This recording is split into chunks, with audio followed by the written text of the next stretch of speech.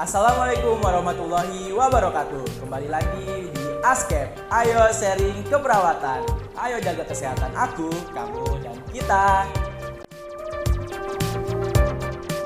Kembali lagi bersama saya Muhammad Abdul Bagas. Bisa menyapa kalian di HMJ Keperawatan Podcast. Bagaimana kabar pendengar kali ini? Semoga kalian baik-baik saja ya. Oke, pada episode kali ini saya akan mengundang tamu yang sangat spesial.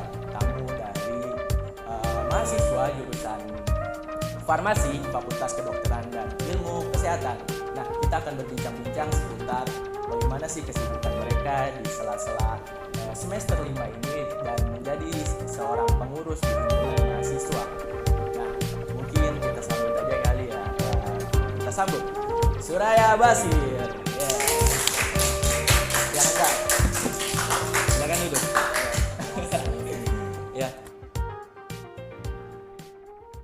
Silakan untuk Kak Suraya Basir mungkin bisa perkenalan dulu kepada para pendengar ya. Oh iya baik, sebelumnya perkenalkan saya Suraya Basir, biasa dipanggil Raya.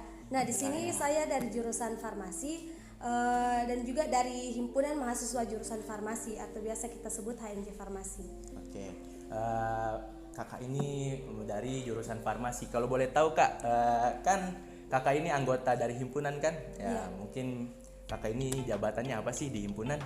Oh iya, kalau bicara mengenai jabatan itu, jabatan saya di himpunan selaku sekretaris umum himpunan, mungkin itu saja kak. Keren sekali ya, beliau juga ini adalah sekretaris umum sama seperti saya yang juga sekretaris umum. Kak mau tanya nih, bagaimana kabar kakak hari ini? Iya, kalau untuk kabarnya alhamdulillah baik-baik saja. Oke, alhamdulillah ya, kita semua semoga diberikan kesehatan selalu. Kak, kita akan berbincang-bincang seputar kesibukan kakak nih menjadi seorang mahasiswa dan seorang organisatoris, ya kan? Iya. Ya. Kalau boleh tahu saya tanya lagi, kakak ini angkatan berapa sih di Oh iya, farmasi? kalau angkatan di farmasi itu saya angkatan 2020. 2020. Nama angkatannya? Nama angkatan saya itu Senon. Senon. Oke, Senon. Nah, Kak, kan semester 5 ya. Kita ketahui itu memang lagi sibuk-sibuknya orang akademis. Kita sudah mulai praktik dan yang lain-lain. Nah, bisa ceritakan enggak sih Kak tentang kesibukan Kakak terkait kesibukan di akademis? Oh iya, jadi begini, kalau untuk di farmasi itu sendiri kan biasa ada perkuliahan mengenai teori, ada juga PBL atau pemecahan kasus dan juga praktikum. Nah di farmasi sendiri ini kalau pagi itu masih mengenai teori umum, pembahasan masalah perkuliahan terlebih dahulu, baru setelah itu untuk di waktu siang hari kita itu masuk membahas kasus. Setelah membahas kasus sekitar 1-2 jam, kita baru melaksanakan praktikum sampai biasa sore, biasa juga sampai setelah maghrib. Oh, luar biasa memang farmasi ya. Satu hari full. Iya, satu hari full. Ya. Nah, Kak mau tanya, bagaimana kakak memanajemen waktu tentang akademis dan organisatoris?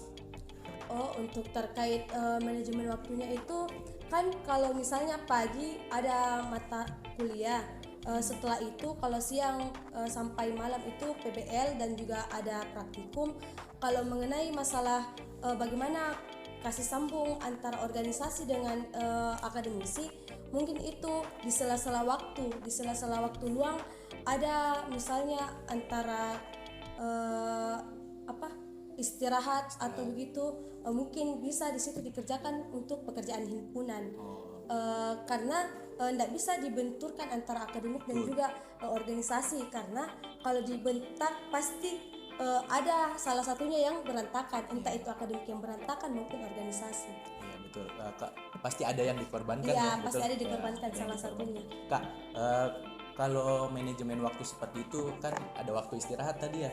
Iya, ada. Itu biasanya kapan sih waktu istirahatnya anak-anak farmasi? Karena kita lihat-lihat sibuk sekali kelihatan. Untuk waktu istirahatnya itu anak farmasi Kak, mungkin di waktu sholat sekitar 15 menit atau 20 menit di situ curi-curi waktu untuk mengerjakan pekerjaan himpunan. Dan juga kan kita lihat dari tenaga kesehatan maupun jurusan kesehatan kalau mengenai istirahatnya itu sedikit sekali, entah itu begadang sampai jam berapa, karena kan entah ada laporan, ada kegiatan dari himpunan segala macam Kak. Wih, memang padat sekali farmasi ya. Hebat sekali. Mungkin bisa tepuk tangan. Nah, ngomong-ngomong soal praktikum Kak, bagaimana sih praktikumnya anak farmasi? Tentang kan kita ketahui job desk-nya farmasi itu tentang farmakologi kan, ya. Farmakologi, obat-obatan ya, gitu ya. Ya, di praktikum jurusan farmasi itu untuk saat ini kami itu belum turun lapangan. Mungkin kalau di jurusan farmasi sendiri itu dia semester 7 baru turun lapangan seperti magang di apotik, magang rumah sakit, dan juga KKN di lingkungan masyarakat. Untuk saat ini mungkin masih di dalam laboratorium seperti kayak membuat obat, membuat sediaan, kayak mempelajari absorpsi obat begitu. Jadi untuk saat ini masih di dalam mata kuliah dan juga masih di dalam laboratorium, belum keluar secara langsung di dalam masyarakat. Oh, jadi sudah mulai membuat obat ya? Iya Kak. Itu kayak praktik semacam pembuatan obat itu semester berapa sih Kak? Kalau kan sekarang kami itu menggunakan kurikulum yang jadwal mikro yang diatur oleh jurusan, jadi itu untuk pembuatan formulasinya itu bisa dimulai dari semester 3. Semester 3 sudah mulai? Iya. Oh, baik. Luar biasa memang. Nah, kan kita ngomong-ngomong soal obat nih Kak, di praktikum kakak tuh ada nggak sih kayak obat keras atau yang bisa membuat kecelakaan di laboratorium gitu? Kalau untuk bahan-bahannya itu sih Kak ada. Terkadang kan juga ada bahan yang tidak cocok dengan bahan yang lain yang tidak diketahui oleh praktikan sebelumnya, itu yang akan membuat kecelakaan di dalam praktikum. Biasa juga terjadi banyak kecelakaan di dalam praktikum seperti entah itu alatnya yang pecah, alatnya yang rusak. Tapi kan kalau untuk sebelum kita mengerjakan sesuatu ada asistensi Kak.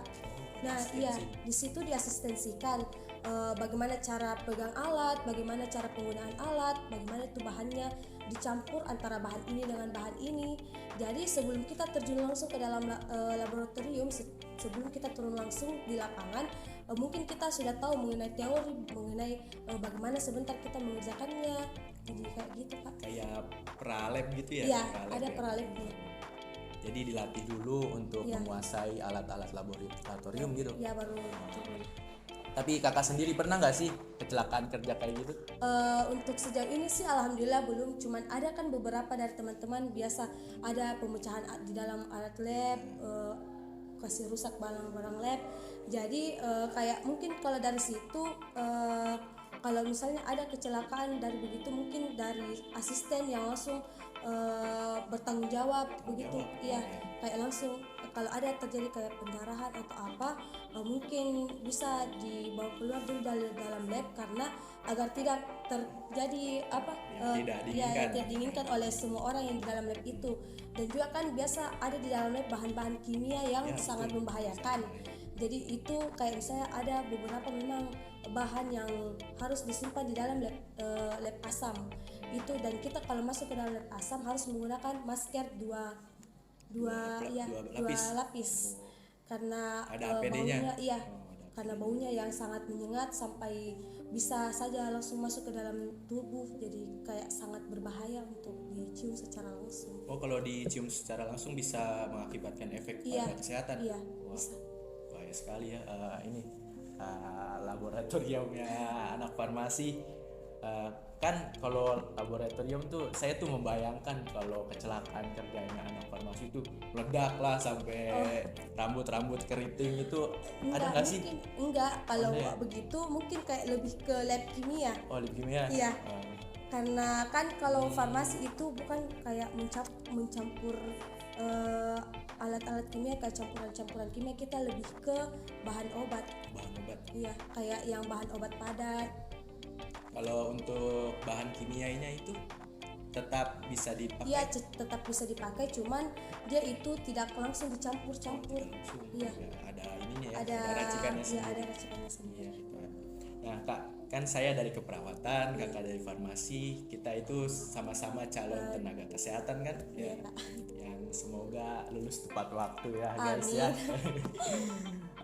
Kak, bagaimana sih ini hubungan antara farmasi dan keperawatan di dunia kerja? Sepemahaman saya kan sama-sama tim tenaga kesehatan dan juga kita di sini sebagai tenaga kesehatan harus saling berkomunikasi. Penting sekali itu dalam berkomunikasi untuk sebelum kita terjun ke dalam lapangan, sebelum kita salah penggunaan obat, salah memberikan dosis kepada pasien, karena kalau kita pada tenaga kesehatan itu terjadi kesalahpahaman antara kita, bagaimana kita untuk menyelesaikan suatu permasalahan yang didapat oleh pasien. Jadi kayak kita memang secara langsung dari tenaga kesehatan itu mungkin alangkah lebih bagusnya bekerja sama dengan yang baik di dalam suatu pekerjaan sebelum kita terjun langsung ke dalam masyarakat, supaya kayak itu menghindari kejadian-kejadian fatal yang Ya, kita mengakibatkan inginkan. pasien yang tidak-tidaklah ya, Iya, kejadian tidak-tidak yang tidak kita inginkan. Nah, kita lebih berkolaborasi dalam Iya, betul, menangani kesehatan orang-orang yang sakit kan Kak? Iya, Oke Kak, pertanyaan terakhir mungkin ya. iya, Kak. Kadang kita biasa paradigmanya orang-orang atau siswa-siswa SMA ya takut itu akan masuk di dunia kesehatan atau jurusan kesehatan karena hal pertama mungkin lulusnya lama. Iya. Kan kedokteran koas dulu, farmasi apoteker Sekolahnya dulu, banyak. sekolahnya banyak, perawat harus profesi dulu. Nah, bagaimana sih mungkin saya lebih meminta motivasi Kakak ya untuk pendengar-pendengar Askep yang ada di rumah yang sedang mendengarkan, motivasi Kakak untuk teman-teman yang mendengarkan tentang beratnya sekolah kesehatan Kak. Iya, mungkin untuk motivasinya itu kepada teman-teman, nggak usah takut untuk masuk ke dalam dunia kesehatan. Kesehatan itu dia paling penting di dalam suatu negara, di dalam suatu kecamatan dan juga sebagainya, karena ketika tidak ada tim kesehatan di dalamnya, mungkin masyarakat ini tidak tahu akan pentingnya kesehatan. Dan juga jangan takut akan terlambat selesai kuliah karena sekolahnya banyak, karena itu suatu ilmu yang dipelajari, suatu ilmu yang didapatkan. Mungkin ada kesenangan tersendiri ketika kita bisa menerapkannya ke orang banyak. Jadi mungkin motivasi saya itu untuk dan juga mungkin bisa diikuti oleh semua pemirsa yang sedang menyaksikan ini, mungkin bisa kita tanamkan ke dalam diri apa tujuannya sih sebenarnya kita untuk masuk ke dunia pekerjaan. Kalau untuk masuk ke tenaga kesehatan itu mungkin kita bisa perkuat mental. Yang pertama, karena di dunia kesehatan itu harus kuat mentalnya, karena kita yang akan memegang suatu masalah, kita yang akan memecahkan suatu masalah yang terjadi di masyarakat. Jadi motivasinya itu untuk masuk mungkin kayak kesenangan tersendiri, hobi, karena di dunia farmasi itu farmasi kesehatan yang lainnya itu dia kayak kalau mungkin sudah kerja di dalam rumah sakit atau apa instansi lainnya, mungkin bahagia sekali kalau ada hal tersendiri yang sudah dicapai, kayak ternyata pasien saya sembuh dengan berkat ilmu saya. Kan selain dapat ilmu, kita juga dapat pahala telah membantu sesama masyarakat. Kan itu kelebihannya kesehatan daripada yang lainnya.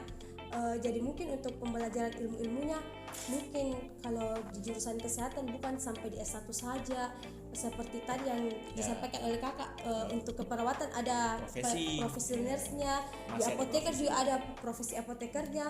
Jadi mungkin semakin kita mempelajari ilmu-ilmu yang akan didapatkan, mungkin ya semakin kita merasa puas dengan diri kita sendiri, selain membanggakan orang tua, membanggakan diri sendiri, dan juga mungkin kita bisa menjadi generasi penerus yang berilmu dan juga bisa bermanfaat untuk orang banyak. Nah, Terima kasih Kak Suraya Basir. Iya, Kak. Bisa tepuk tangan dulu ya buat Kakak.